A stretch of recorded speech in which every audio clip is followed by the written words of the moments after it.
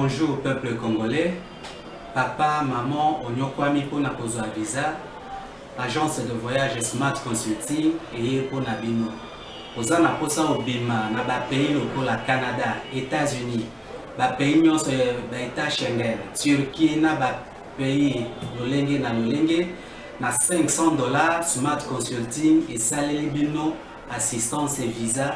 Ba bourse peut être disponible pour na bana nyonso baza na posa okokende kotanga libanda pour na pays ya Tunisie, Chypre et Biélorussie. Oza na posa ya kozwa biso toza esika ya kobunga te okomi na rond-point Willery na avenue Luvungi 165 l'immeuble Kazam na premier niveau. Toza wana oza na posa ya kozwa ba information na nzela ya téléphone. Oza na posa ozwa biso na nzela ya téléphone obengi biso na 081 144 38 91. Soit obengi numéro mususu 081 32 62 203. Smart Consulting avec $500 on peut voyager partout dans le monde. Merci Mote Nabino Nyonso, Congolais des pères et des mères, mais aussi Congolais d'un seul côté. De Nyonso à la République démocratique du Congo comme terre et des opportunités pour naïe. Topé Sibino Mote. Vendredi 10 septembre 2021.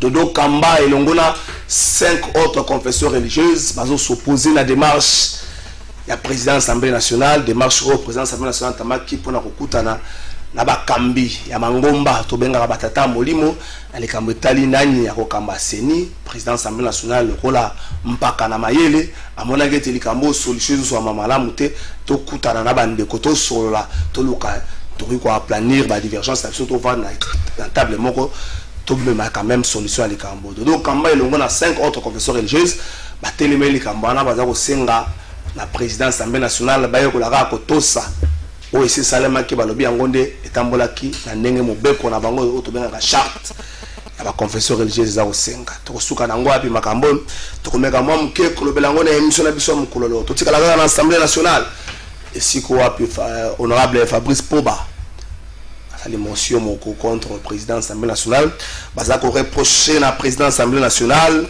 mo makambo belé balobi azotika la député T Maloba na seki député mo lobby azoela bango ba benga kangoni matière ya la bango matière moko prorogation état de siège matière ya la bango ngwana wana ngaite député national moko mutalobi makambo wana ngwana bakanisi ete batia na mopanzi bakanisi uti na Fabrice Poba mais ba député belé basi ba signer auto comme da presque na 100 signatures na kati ya démarche ngo sukela wapi. Est-ce que le président Bosso n'a pas fait mieux que Madame Mabunda tokomeka mwa muke kolobela yango na émission na biso ya mukola lelo likambo ba surgelé premier ministre Sama Lukonde a fait si na comité de conjoncture 6 semaines pour ba na ko inonder marché na ba bien ngambo moko ba grossiste ba importateur ba sale rétention des stocks bazote kate ba kangi ba biloko na bango donc bazote kate conséquence nango ezalaka biloko ekomaka rare na marché pe biloko emataka prix un même dossier professeur Godin Poy amito ngolé na étiquette wana ya président de l'Assemblée nationale ya sabe professeur Godin Poy atali siete likambo ba prix ya biloko to pe ya ba service ezalaka résolu na arrêté ministériel te avisi na bango bo renvoyer dossier wana la DGDA après avoir eu ba parti sur des solutions moko et qu'on soit d'une manière apaisée et que tia ba parti sont d'accord. Est-ce que gouvernement Sama Lukonde a kendaki dans la précipitation annoncé baisse ça va pris à 2 reprises mais la marché loko moko te salama. Est-ce que ça été souki ou continue la sauce ya gouvernement Sama Lukonde tokomeka déjà ko beta lisolo na yango na émission na biso ya mokola lelo na suki salikambo na kozongela ngo na kati ya émission mena loba yango mai 2019 fillette moko ya 13 ans azalaka violée fillette wana azalaki azali toloba te bongo azali mwana ya kilasi ya révérend Kim ozaka na 24 novembre ba memaka ye na kati esika moko na baningaka ya kelasi ba drogué mwana lali ba violer na 6 personnes dikamango pesala kama kelele tango video ebimi bana bakangamaka bana basamba mais pas ces allées banda ba condamna bana wana likambo wana condamnation à justice de salami mais exécution opposé problème pour ba mususu ba bima na bango déjà libanda ya mboka bao bazaka déjà tango bekambe komi bazaka ko loba ngai mwana ya honorable tel onga mwana ya mokonzi tel na bana 6 wana plus la bana ya bakonzi eya bana ya député ya bana ya bango wana ndi bazo nyokola mtu ya mwana wana lelo yo mwana wana même année scolaire oyo atanga ki te po mental na yeza malamu te traumatisme comme ko beta mwana wana tukomi ko senga na ministre des droits humains nengo kota keli kama bana oyo kota peli kama mwana wana lelo akokisi 15 ans tango ndikambo salama ki 2 ans passé na 13 ans ba violer na bana 6 mais bana ngo bana ya république ya bana ya moya sana lokoni bazo bango na justice libota mo koki esili baso ata na mbongo ta kofuta ta avocat na ebite ba avocat na bango na plateau so ba kondiba ba prédata pona mwana wana melika ata ba avocat bandimi batu ya bazo peser mingi pona ko vandisa dossier wana. Nous espérons que ministre ya justice et plutôt ya droits humains Fabrice Paul la kokota likambango pour les réparations salama pour la moana autant makele salama qui pour les cambo Saint-Georges autant makele salama capé pour les cambo mais na Congo ceux qui makele salami mois 2-3 jours les kito bosani les ali kamoko ya malamu mingi pesa na kozongi la likambo yango.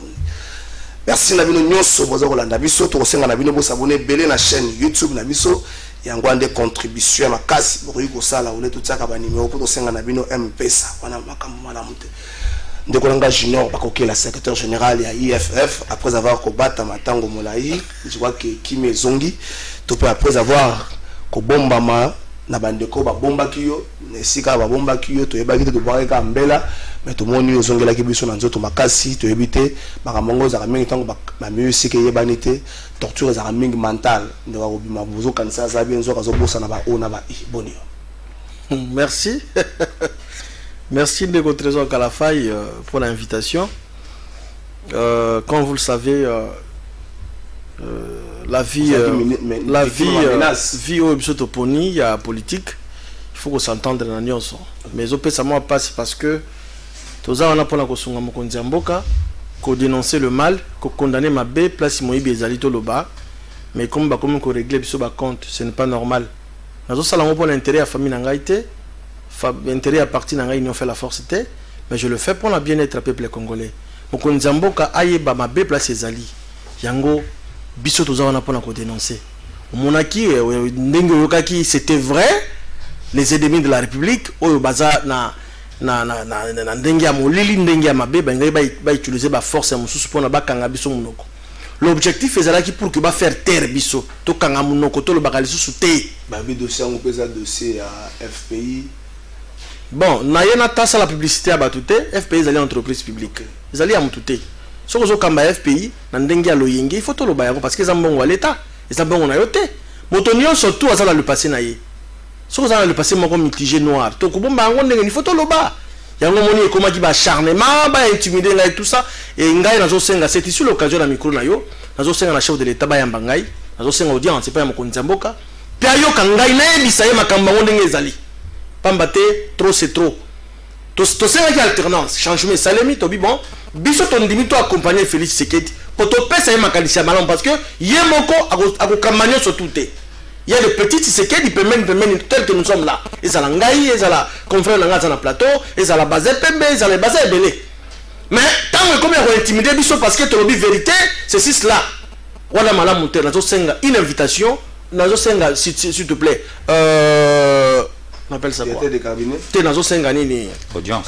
Audience, c'est pas un Mokonzamboka pour que Bayo Kangai. C'est ici l'occasion, la solidarité avec notre frère, notre ami aussi, Papi Moussa. Moussa, il n'est pas dans le même cas. Lui coûte c'est une citation directe. Le tribunal de paix à Gombe. Ok, je crois. Donc lundi. Et donc, c'est de là vraiment une décision définitive de la justice soit pas condamné. Ce n'est pas normal. Pour avoir dit la vérité, ceux qui ont allé c'est ici l'occasion de Toloba. Ceux qui ont lésé, au bon que bakamo bato ba lobeza lokuta il y a qu'à apporter ba contradiction na yo na plateau de télévision au lieu que luka ba force moko ba mécanisme moko ya ko ba méthode moko ya ko inquiéter bato parce que vous avez de l'argent aux a moi signature quelque part yango tolingi yango te toujours dans soutenir une fois de plus Papi Mbao ou ya citation directe l'élite to kozala wana pour soutenir na triple gombe. Merci Papi Moussa Mbao Moussada Tokaju to pesio makasi bandeko soki botala yi photo ya Alpha Condé était ya bino nyonso bosa ka ba pratique mokonza mboka na kana Félix Tshisekedi na kana mututa kangai mingi za kaka batu moko bazana se mais soki bozo se comporter boy baby place tatoza comment les actions ne pas toi ané Caleb Moutonda azawad tout cool tout passe rien de demain azawad donc bino bozaka na comportement pour yoza mutama kasi tena fina Rodrigue Ramazani pa lobaki boy malamu ko fina Rodrigue la ta kolongola bomo ina kolongola kokufa mais yo okufa sikota obanda bakati loboko bakati musapia lokolo batoboli lisu pona mabe oyo salaki na bato futa yango Rodrigue Ramazani porte-parole adjoint à parti politique en vol parti à Délice Sanga na Pession Mbote Mbote ndeko Kalafai matondi mingi nanu pona invitation na émission na yo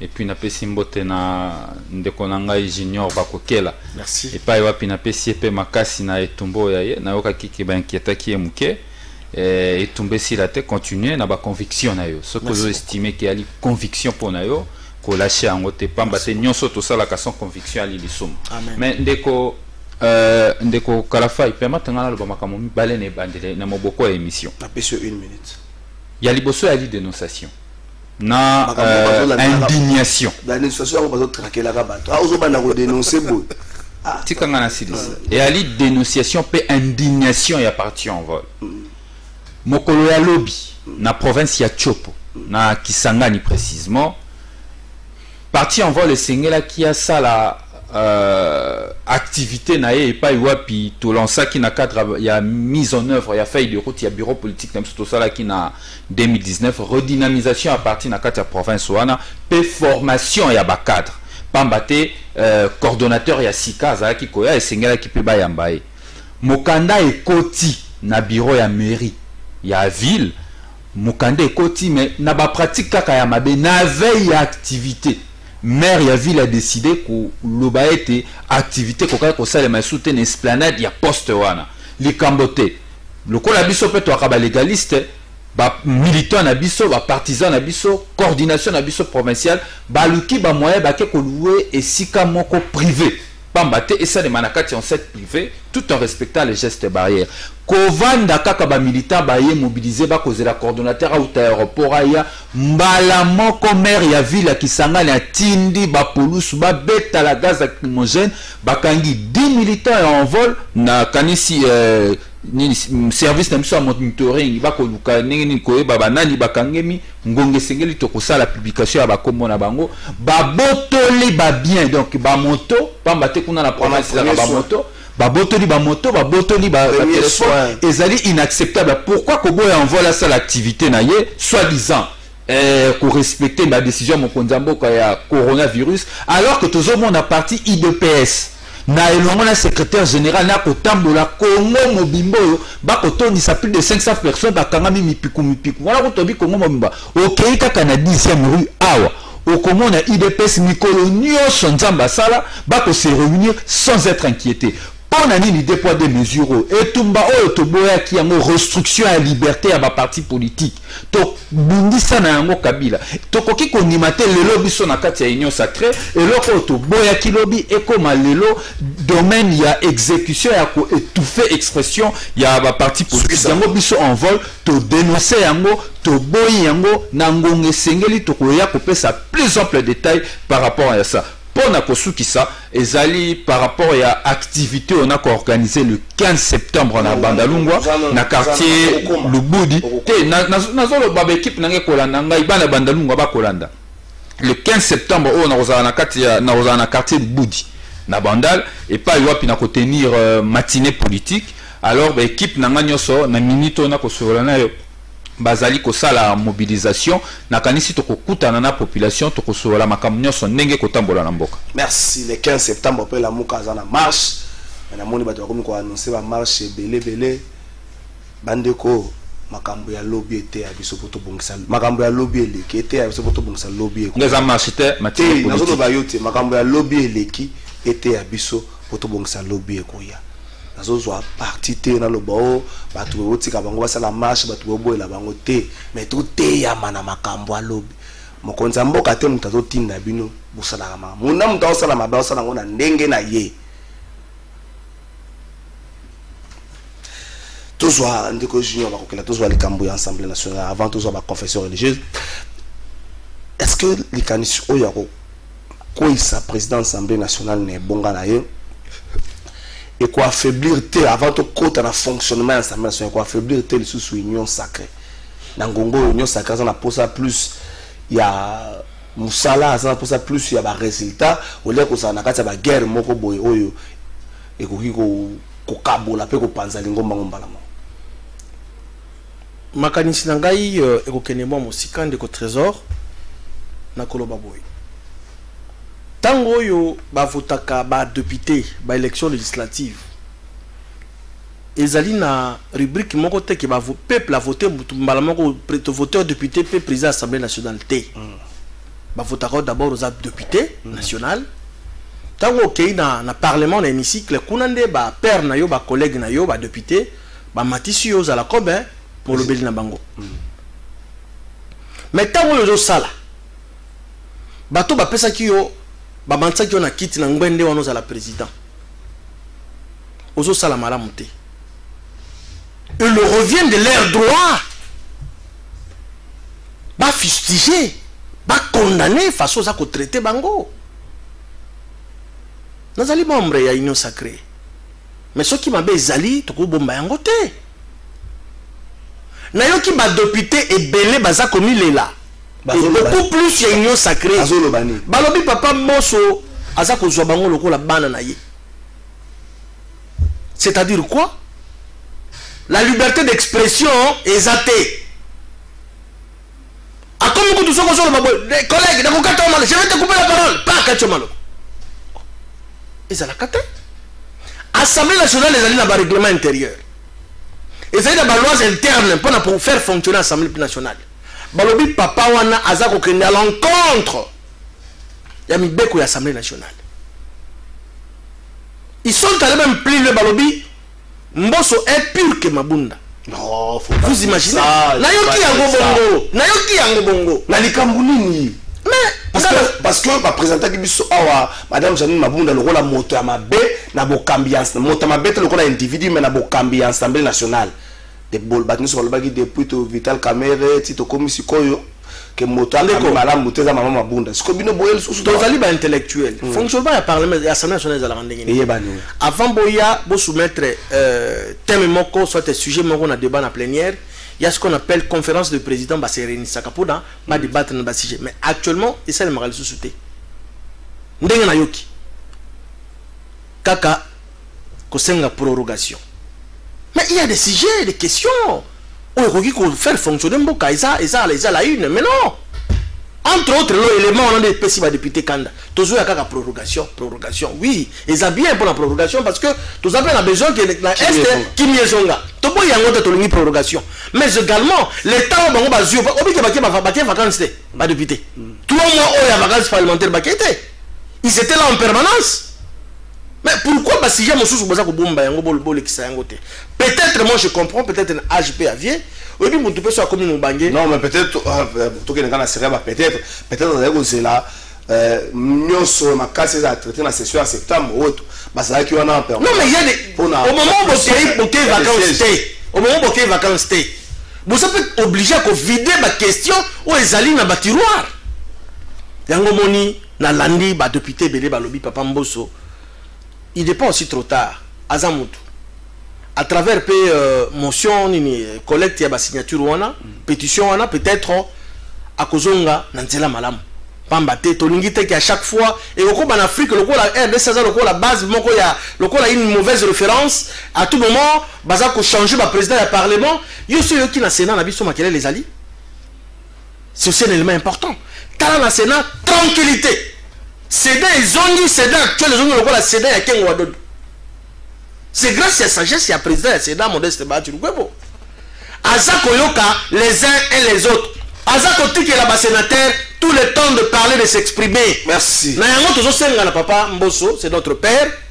Azo sagesse et à président et à Sénat.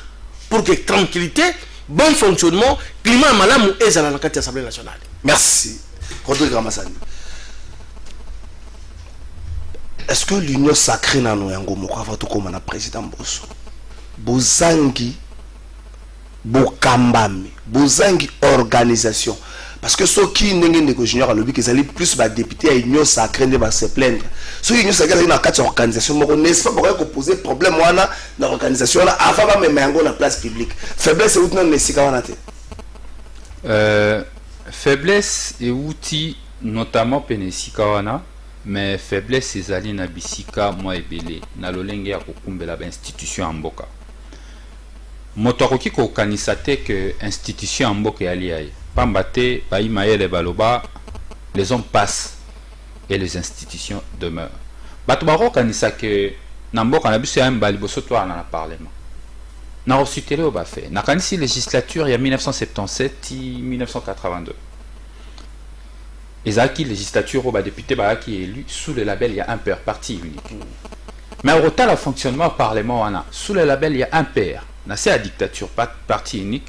Au total la carte parlement ba sala mosala ti ko sanctionner même ba membre du gouvernement. Ti na niveau il y a quoi interpeller bango alors qu'il y a qui parti unique. Bino tout pour aller un père. Toké sous musika. To su parlement il y a transition 2003. Parlement à transition 2003, bah non élu. Bah la pouvoir, ça dit que bah pona bah coopter bah. Mais parlement est arrivé à sanctionner bah membre du gouvernement. Mais le lengue ni l'élu. Tu allais dans parlement oyo, et allais dans plein pouvoir. Et non parlement c'est ça que non, na gouvernement bah nous sommes ça malamu. Ya on a même ça. Élu. Bah parlement Kobanda 2006 kino l'élu, bah élu. Bazali na mpifo nyonso epesa meli bango na kati ya constitution. Mais boni bako ça msate. Ezali le roi au auteur moko ba mongu ya mbenge na livre na l'histoire secrète du Zaïre. Abi ba parlementaire bali ba prisonnier ba la Mobutu. Ba parlementaire bali ba prisonnier de luxe. Ya Mobutu. Yango wana basali que népotisme même atana kati ya institution. On peut contextualiser et cause à la tendancieux et cause à la contexte montre comme ça on est dans le tendance t na ça la analyse ya fonctionnement institution parlement Kobanda 2006 kino lelo Kobanda Kabila kino Tshisekedi lelo. Donc ça veut dire on constatait que le Parlement a joué un rôle, il y a menteur, il y a contrôle, pas impulsion, il y a politique, il y a nation. Parce que les accounts ils ont discuté, ils ont défini. Non. Parlement, on dirait à chaque fois pour renforcer les pouvoirs du président de la République. Il faut bien préciser. Il y a mort au monde même. L'Assemblée nationale, il faut bien préciser. Parce que excusez, Parlement, tu as raison. Assemblée nationale, merci. Assemblée nationale. Parce que quand on a discuté, donc on va appeler l'ingala moi fanatique mo sangala. Assemblée nationale, quand on a discuté le programme gouvernement. Au moment là, bango ba mosala bango ba zui. Au lieu à contrôler, au lieu à collander. Le quoi ba comme ba prisonnier de luxe, ba pesa ka bango ba jipe, ba pesa ka bango lomea, ba pesa ka bango makambo belé. Au comment on a bango wana. Au lieu ba ça musate bango ba ko bunande mosala sale maté. Nde au comment on a ke ba politique mususu ya mboka. Ba politique ya nation. On les a discuter les programmes il y a politique publique on les a discuter dans la Assemblée nationale et que ça les makana balabo nde mona ki makambo ba 100 jours et beta ba pito palais le ba ko ba makambo mususu n'est-ce pas parce que parlement yemoko a sali renoncement ya ba fonctionnaire a ko ça mosalate et à cela il faut ajouter nengeto ko lobela likambo ya président Mbosso. Je ne parle pas de sa personne, n'a pas la fonction qu'on occupait. Le lingue n'a pas de l'Assemblée nationale, évidemment, laisse à désirer. Dans le lingue, on l'Assemblée nationale, il faut mettre une question simple. Session n'a pas de session à mars. Et pas le calendrier. Je suis objectif, je n'entre pas dans des guerres d'hôpital au bas et ainsi de suite. Calendrier, il y a session à mars, le seul peut évaluer ton exécution et aller exécuter à combien de pourcents. Ce qui démontre aujourd'hui que les Congolais que nous sommes, l'État congolais est en train de payer les bureaux de l'Assemblée nationale et ses députés pour ne rien foutre. Toko bimisa mosolo ya l'État, toko pesa bango bangola kaka po basa mosala te. Parce que bino boyebi so programme na biso ya mosala yango. Et l'objectif il faut atteindre. L'exécutant à combien de pourcents? Tout ça est sokota na kati ya faiblesse, ya fonctionnement ya institution na biso. C'est inacceptable. Et puis le lot que l'autre mboka et se développer alors que l'institution monnaie le rôle de l'Assemblée nationale, bah comme il y a prisonnier de luxe, il y a exécutif. Pambate ba kozelaka ba avantage yango mo biso na sesangisme to ko beta ka c'était mikolonio so biso ba sesangisme to ko zela servir par devoir loin de tout privilège. Lelo ba to tumana bango ya mosala ya l'été comme bazo ba privilège mais ba sa mosala te ndenga la ko benga lelo ba député na biso ba parlementaire na biso surtout ba député na ko benga bango ba prisonnier de luxe ya exécutif. Merci c'est ndeko junior ba kokela. Est-ce que ba député bango moko avant comme na lolenge ya bosali ya bureau, je ne veux pas dire tout le bakamutu moko ya bureau, ba député bango moko baza plus ba observateur que ba teur ya makambo ebongi esale na chambre na bangote. Très bien, Trésor. Ndeko nangai Rodrigue Ramazan a dit ko brosser en sommairement très clair même. Moi, je crois que le rôle de député est banal. Mais tellement que au moni ba turiféreur en quelque sorte, ba bazala ka na ta moko nyozo sala mabe bazoko saika ke don moni nyozo sala malamu président nyozo sala malamu. Sans qu'on soit courage à quoi sa président qui non papa mboso au moni nyozo me mabiso za malamu te. Yango nezo créer sikoyo confusion na kati assemblée nationale la biso. Batiriféreur, ba flatteur, baza ebele tout autour ya mboso. Bazota la ba intérêt na ye, pour bâtir des émissions, bâtir na ba commission, ba pèse mon avantage à Mickey. Mais cela ne représente pas ce que le peuple attend de ba député. Yango moni, même si nous sommes tous en apprenant que ça la publicité à ba député, même ba on va monter au créneau, longo nya na bango. Papa Mbosso doit revoir sa façon de faire les choses, doit revoir sa gouvernance. C'est inacceptable. C'est ce que nous avons dit en mars. Il y a eu des résolutions, il y a eu des ceci là. Est-ce que, à combien de pourcentage on va résoudre rien? Qu'on nous dise. Mais ce qu'on a fait de fonctionnement qui n'a pas au bureau de l'Assemblée nationale, il y a un mois, tout le monde a riche, tout ça na plateau. Mais je te dis vrai. Fonctionnement de l'Assemblée nationale, c'est dans des millions de dollars le mois. Oui, parce qu'ils allaient budgétiser, ils ont bien calculé. Mais vous faites quand même le nécessaire au peuple à se retrouver. Ceci, c'est là, et machin. Non, nous ne voulons plus ça. Le peuple est à Fongolimis. Est-ce que le peuple n'est pas un peu distrait na kati ya makambo au peuple, on dirait atika na ba combat mususu peuple azoye bateki na assemblée nationale oza ba député bango moko nde ba tomboli mukongo? Est-ce que le peuple à la fin il ne konanga ozali un grand journaliste baleke ya ngai ba ne konanga ba mongo bateka ba maki na Kinshasa tout na makambo politique ko pesa réponse. Donc tout le monde a commis kokota na makambo politique parce que bato to pesi bango pouvoir notamment nos délégués na parlement na assemblée nationale bazo sa loka malonga te. L'exécutif va sanctionner, il va se faire sanctionner. Il faut une initiative au niveau du Parlement, l'Assemblée nationale, Bobenga, ministre, tout le monde a sali. Même le gouvernement a mis sur une sacrée. Ils allaient belé. Non, le Parlement, l'Assemblée nationale va simplement nous dire que. Mais biso peuple, tout le monde a que, ministre Moussoussou, il y a un bazako exceller Bazali. La Kotanga Combo. Tony Mwaba fait un bon travail. Guy Loado fait un bon travail. Maintenant, c'est quoi le rôle de l'Assemblée nationale des années? Parce que l'exécutif est allé émanation, ils allaient l'Assemblée nationale. Vous sanctionner telle unité, tout va bien en même temps. À la fin des comptes, le président Yangai, ou la soutien qui est président Félix rendre biso compte. Mais bino ba député boza on a pour accompagner vision beaucoup pour ko ça en sorte que non exécutif ba sala malamu conformément engabene la vision mo konzamboka. Merci Rodrigue Ramazan. 2 minutes sur ce cambo. Est-ce que où ils ont comme dans l'Assemblée nationale, ils ont des conséquences logiques? Il y a une majorité, il y a une déplacer majorité en pleine législature. Il y a des conséquences logiques à ma campagne. Tous les gens qui Tango, par exemple, la plupart des députés ou dans l'Assemblée nationale, des députés nommés et non élus, il y a des conséquences à ma campagne. En fait, tous les monde ils ont conséquences. En fait, il y a des élections bâclées. Il y a des élections en 2018. Et finalement, Bissonio Stoébike, et ça c'est secret et à mon côté, Bissonio Stoébike, député, moi et Belé, si tout le qui n'a pas côté IFCC, là, il va député nommé. Et elle est secret pour personne.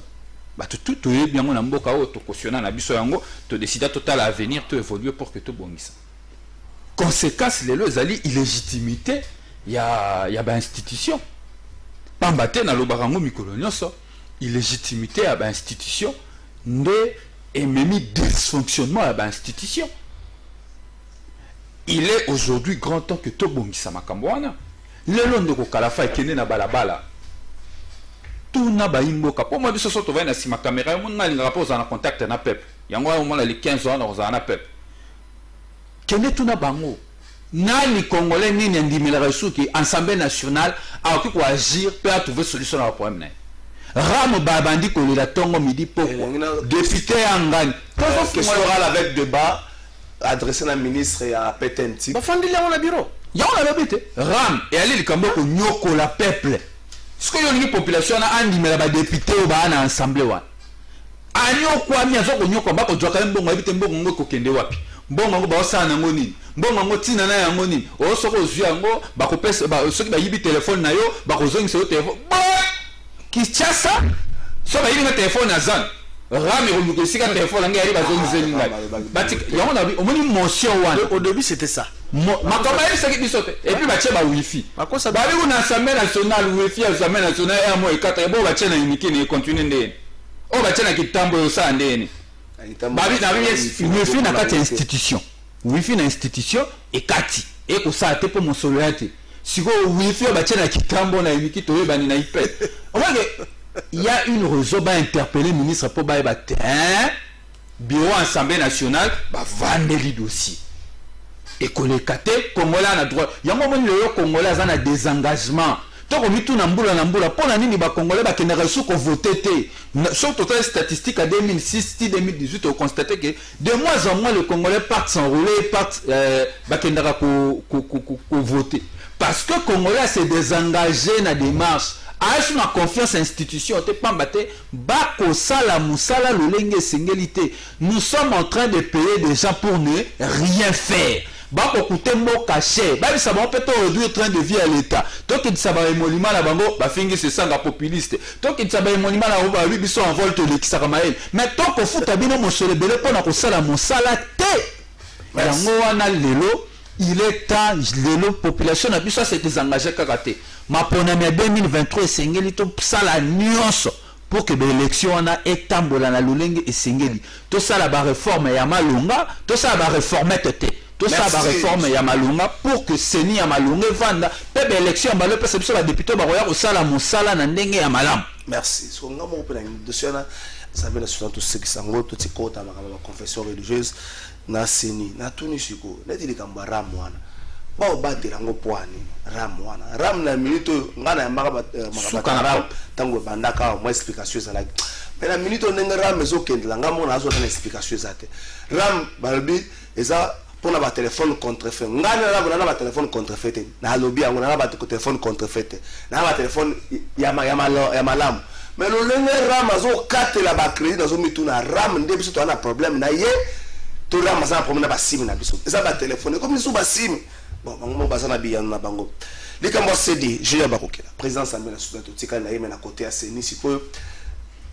antamaki ba série ba rencontre moko na ba tata na biso ya molimo na tina ko lukate pole et na likambongo ya Seni na nya ko kamba Seni mais na ngambo moko de do kamba elongo na batu oyo bazana ye longo basi confession religieuse wana basi pelité azosenga na président Bosso atosa oyo bango bayaki nango donc PV na bango oyo ezali kopesa bokambia seni na kadima. Est-ce que toujours les qui s'attendent, est-ce que toujours dresser déjà les il y a contestation puis il y a mauvaise élection pour la 2023? Trésor bokabwani etongaka te na lisanga na boyokani nde etongaka. C'est ce qu'on appelle l'union fait la force. Yango moni na tondaka nzambe mingi na inspiration apesaka président ya parti na biso apesa yango kombo union fait la force. Division te bokabwani te tozala lisanga. C'est ça l'union fait la force. Lobi bako condamné bako koma koloba que non Félix aza wana pour la luka glissement. Mais tala batata ya milimo engebene conformément na mibeko et lobi présidence ya seni et ou taipa ya batata ya milimo, autrement dit confession religieuse. Incapable, ça fait plus de 3 mois bazo yo kanate, incapable de retrouver consensus. Le loyo to koti dans le mois de septembre. Et ils ont que Nembangu déjà le 10 septembre. Ndeko nangai. Na tu koyoka. Papa Mboso asali nyonso akutrana bango et simbite. Il faut appeler sa rapport et pas ya tata mokonza école. Si ça dépendait que de moi, avec beaucoup de risques, pour que tu gagnes ton pour l'élection, bah reconduire la communauté bazawana. Mais oui. Parce que ceux qui t'ont lobby, tout peut s'agir de la convention religieuse, bakoyo kanate. C'est la one fois n'anga expliqué on a biso 100 millions américains balobaka machine à voter son maman ngeni soka limboli libiso. Félix ça va poser à glisser te. N'anga limboli na biso. Alors, le roi toujours tambo tourner kaka na même endroit, cercle vicieux. Tamé to peut ça bango makoki. Pas déclencher le processus ou non. Parce que l'élection c'est tout un processus. Il faut au moins 2 mois de préparation pour tout comme un jour à scrutin. 2 ans plus tôt. Vous imaginez que le gars a tant essayé de s'y liboyer. Tout le monde a 31 décembre 2023, élection Salema. Et après, c'est le président Félix. Non, moi, je n'ai pas la carte à ma et ça dit, tata, milimo bazoyo kanate. Soit. Nanga pouvoir à continuer ou soit le pouvoir wana ba changer disposition wana ba tout c'est un ministère de l'intérieur na mamboka mususu ba pa ya auto keda. C'est le ministère de l'intérieur qui organise les élections parce que ma confession religieuse ba lakisi ba limite da bango ba ju solution te ba donc c'est la seule alors si bo boinanga a seule organiser ba élection yena onip c'est clair. Parce que ceux qui t'ont dit que ça kaka bango bayokana, mon frère, tu ça la 10 ans bakoyokana te. Merci. Selon certaines sources, ma foi que je partage, ma foi catholique, balobi nieti la position oyo, les 6 autres bazui. Ce que tu okende wapi. Basong c'est là là, so ba boy nanga continuer na ba vena ni kalamba. Ceux qui m'ont boy bango, bazon c'est la ministère de l'Intérieur. Merci, merci. Et puis la conséquence bien ça,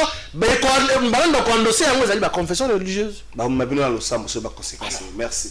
Rodrigue Ramazani. Est-ce que la démarche entamée dans la présidence de l'Assemblée nationale, de quoi qui peut causer la voie de sortie à crise ou mais les 6 confessions religieuses c'est pelina bangote na démarche wana et là sous-souté au constituer blocage dans le Cambo Italie désignation ba membre ya seni peut ne junior ba ko le bango to kende boye zo funga la porte ya glissement au porte na ngo à côté ndeko kala fai nalinga makambo profondeur makambo kati mwa mingi to komi aponani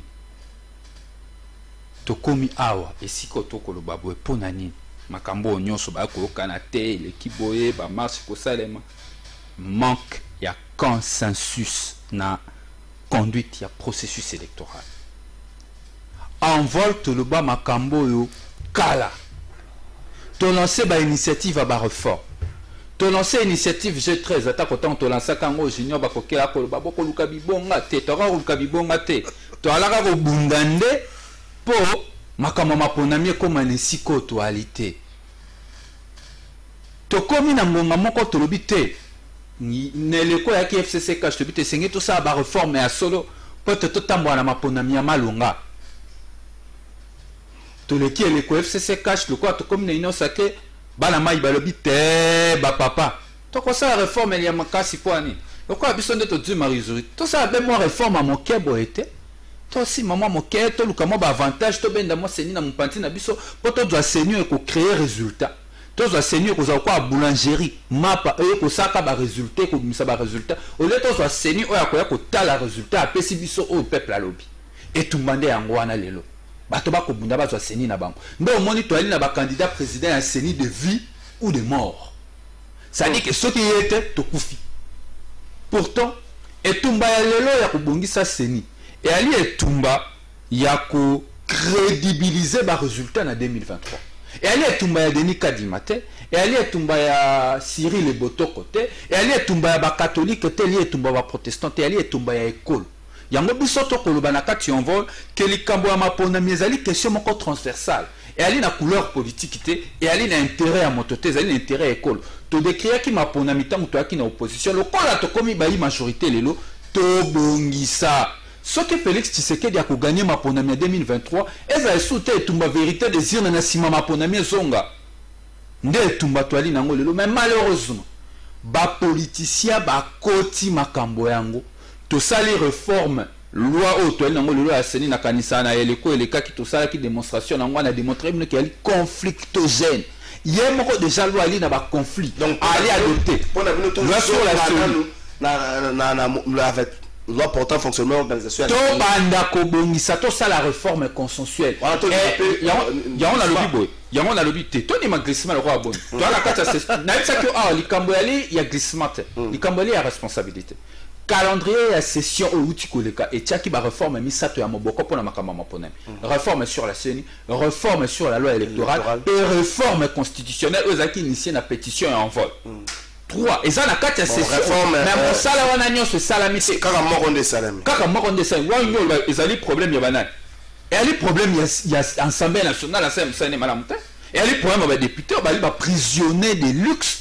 Il y a pouvoir exécutif. N'habite ce que va jouer des jeux pour que toi qui n'es pas pas matin sur va respecter qui caca calendrier na bango session législative voilà le loto na makamwana te le loto télémi na scène boni loi électorale et télémi boni révision constitutionnelle et télémi alors que zali aligné donc et tumba so les alliés sikawana bato ba comme mabiso na nyamu mwa mingi ba ko luka ba ki mabale kisangonga ba benda ngonga ça ne sert à rien to servir des peuples to servir mboka. La population a commis des engagements. Si on a confiance à député, tu as une pétition. Si on a confiance à peuple, le peuple a récusé Bango Kala. Oh. Na koyebi sayo na émission de Kala sanga nyoso amba so na confiance à peuple. Na émission boye de Kala fay. Na ko beta li solo ya majorité na kati Assemblée nationale. Na ko beta li solo eli de Louis Zakaka ye mon côté po una ali roi. Na ko beta maso na ngote na bi la majorité a ba député ba li wana ba ko tchaka makele peuple a récusé Bango Kala.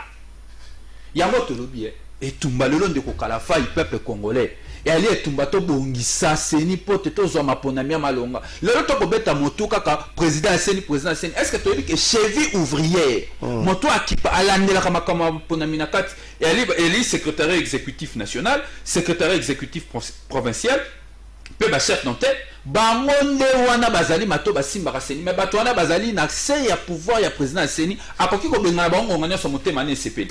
Ok. Oh, biso na moko ba proposition to linga ki ezalaki bato wana bazala sous statut pour que bakoma ko servir école non pas président seni et tumbalelo pour conclure likambo ya makambo ya bayi église baye bakezali etumba na bango te et ali intérêt na bango te baye intérêt na bango te ndenge aussi longtemps bakendaka pe yango na lobi te ezali intérêt général bamona ngo te ke zaya ba mo po pesa biso ba candidat de vie et de mort ndenge na okinde konanga bakokela lobi abaki ezali na confession mo balobi soki candidat wana tembo ekufa nango kaka non bazwa responsabilité batala sima ba milimo nyonso bakambaka batika kosala politique bango bakomi ba politicien batika kosala politique bazonga sima ba retirer ba candidat ya conflit Et puis, total nengeni to ko avancer pour que tout ça la réforme consensuelle nanu. Ya modèle kaliboso. Merci. La réforme consensuelle. Merci pour la junior Marocain la biso qui va zoyo kanate. Consensuelle dans la linga la réforme ya boyo kan ya batunyo. Junior Marocain la bi pour la qui va zoyo kanate parce que ça va pesa makasi na ma. Ewa kindo qui va pesa ba na côté tout ça. Ce qui était à l'extérieur, il y a des extrémistes, va pesa nanga ko. À l'intérieur, à extrémistes. Tout ça, tout ça, ngonga, yo pona yo olobi, tout zonga na autour d'une table de trouver consensus na otali mobeko e okamba seni et puis mobeko e comme mabiso na maponami loi électorale wana to la solution to kela makambo point suka émission alelo les kambo ba surgelé junior bakokela gouvernement Sama Lukonde bakangi ye na mandefu te na likambo oyo ya ba prière biloko alakaki mbala liboso ba prière ko kita na monaki bato basali makelele ezaki likanisa malambo nzo basutenaki yango mais ba prière kita aya laki mbala mibale ti lelo ba prière kitite ba importateur basali rétention de stock conséquence nango même mpio de comme moi passe na balabala aussi après. Est-ce que le gouvernement a plus je vais dire ici le gouvernement de a plus dans ma photo. Au lieu de travail, c'est plus ma service de communication de la Moussala. Bon, c'est ce qu'on appelle les informations protocolaires. Les ministres rencontrent les ministres, le ministre a été voir. À Sénango Moussala, où le peuple est là pour une partie de la population. Trésor.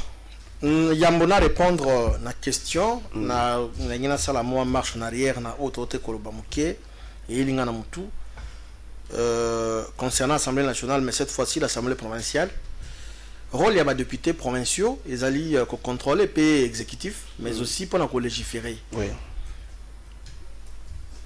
Dans le cadre de la contrôle parlementaire ceux qui na Assemblée provinciale voilà ba initier une motion de défiance contre Richard Mouyej. Mais na kamo ezali qui combien qui monte mamabé pourquoi parce que ba jeune ya opposition ya PPRD ba comme koloba ba li ba imputer initiative wana ya motion na Mama Masuka. Qu'est-ce que la dame a à faire là-bas dans la motion tout ça? Elle n'a rien à voir avec tout ça. Ezali une initiative beaucoup parlementaire. Bah député un député a moni dans le cadre de contrôle parlementaire bah initier motion contre Richard Mouyej. Yango moni tozo kebisa la bajed oyo bazolinga ba utiliser bino bokota na makambo oyo zangi mutu na makolo. Cette dame n'a rien à voir avec cette motion. Ezali initiative moko ya ba député prérogation pouvoir ya ba député pour le cadre de contrôle parlementaire. Bah ça l'émotion qui est tout à fait normal. Quand Richard Mouyej c'est justifié. Ceux qui va trouver un moyen fondé, bah qu'on sauve. Voilà. Tant le bec il faut pas tirer pour ça retenir. Toi qui récemment ministre de l'Intérieur à l'objet fait l'objet qui Kalami était foisonga. Ouais. Parce que mon côté la province était pendant plus de 4 à 5 mois à la raté. Ouais. Justement. Mais bati quand côté sa maman on a makamwa motion on azakunate de Richard à répondre na oya salaki. Tout le monde rendra compte d'aba atler posaki. Merci maman Fifi sala pe musala mon ba spectacle autour ya. Azo salaki toko. Azo salaki toko. Trop de communication. Non. Trop de com sur la com. Cette dame je ne connais pas mais azo sala musala merci. Azo sala ndere ba maman na Congo. En fait ndeko nangai j'ai eu la chance d'être reçu par le ministre de l'économie, Jean-Marie Kalumba. Quelque part aussi, opérateur économique qui n'a pas de Mamabé. Il nous a montré noir sur blanc, marge de bénéfice, facilité pour que base à la canne a bénéfice, mais on va comme ça les a montré Mamabé.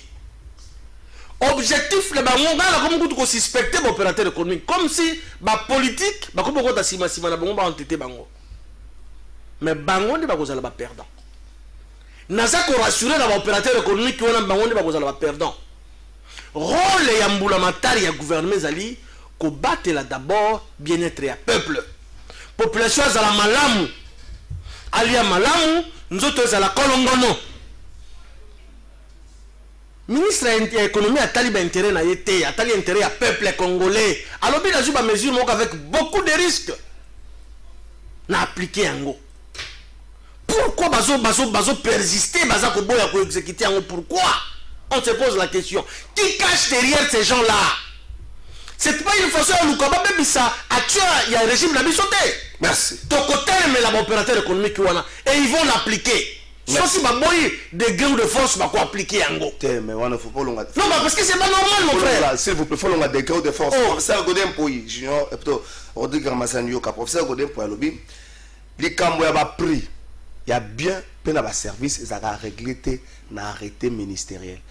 Est-ce que le ministre de l'économie, l'entourage naïe, et les précisions, professeur Godin Pouy, bah yebisa qui a ngoyé dans les parce qu'il y a ça arrêté ça là manango ben ça va pris le lot trésor bah si bah on va faciliter l'opérateur économique s'il vous plaît le transport et tout et ça réduit s'il vous plaît toi réfléchir est-ce que élément oyo professeur Godin pour y nango ministre va conseiller na cabinet na va même là qui yango parce que depuis arrêté ça là signé na c'est de l'autre côté na wende l'autre côté qui monte mabe non c'est la mauvaise foi il y a opérateur économique s'il vous plaît.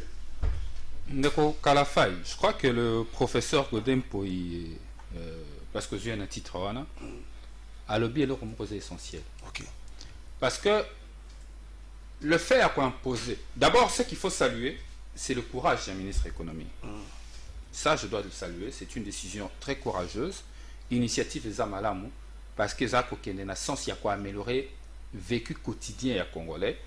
Le lengue na ya kubika mokolo na mokolo. Tout à fait. C'est quelque chose à encourager et je crois que le problème peut-être ça le lengue à appliquer décision wana.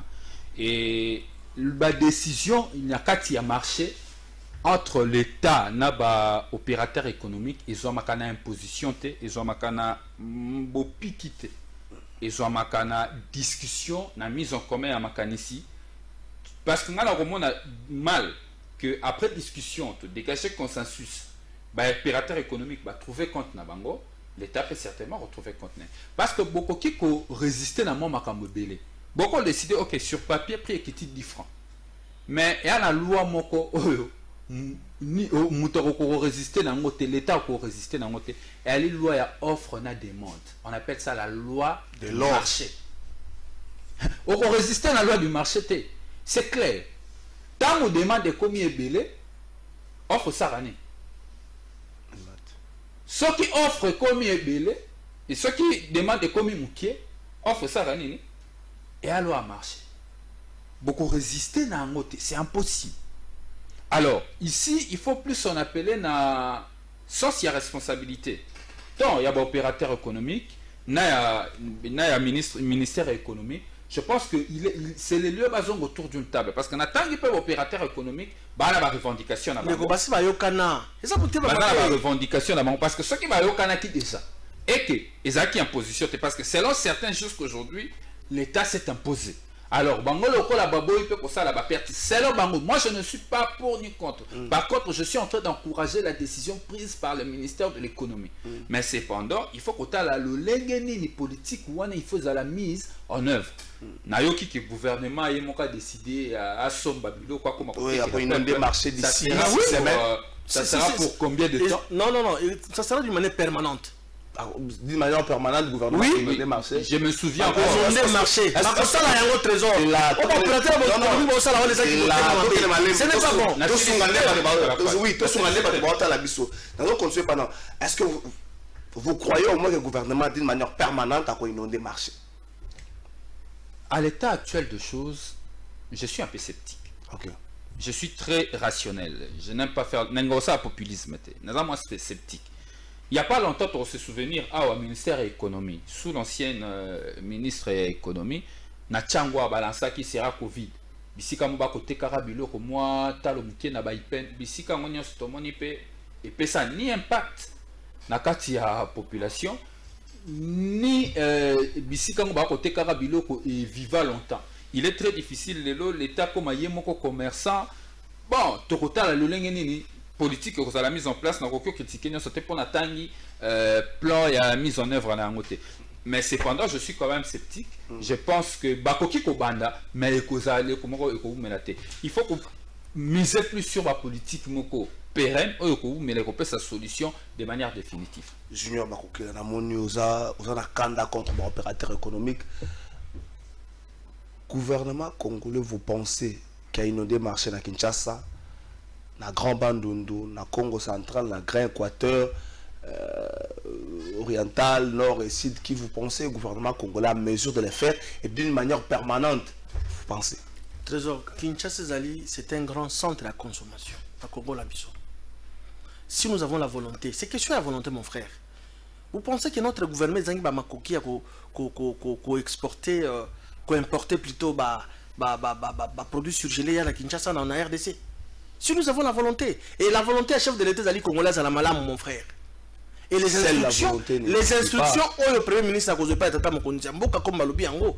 Moi, je pense que est cause d'applicable, mon frère. Et puis, il réussir. Parce que il nous a expliqué, le ministre de l'économie à Lobby, on a eu à discuter avec nos frères. Total paix, marge de bénéfice, ok, on s'est mis d'accord. Quelques temps après, c'est le buffet. Pourquoi ça? Et moi, je commence à suspecter l'opérateur économique. Ils sont des bêches avec les opposants. Oh, le chef de l'État résulté. Non. Non, s'il vous plaît, c'est là. S'il vous plaît. Comment s'il vous plaît, c'est là. Pour mettre question sur la table. Sabotage d'action à Moninga. Ils peuvent le faire, mon frère.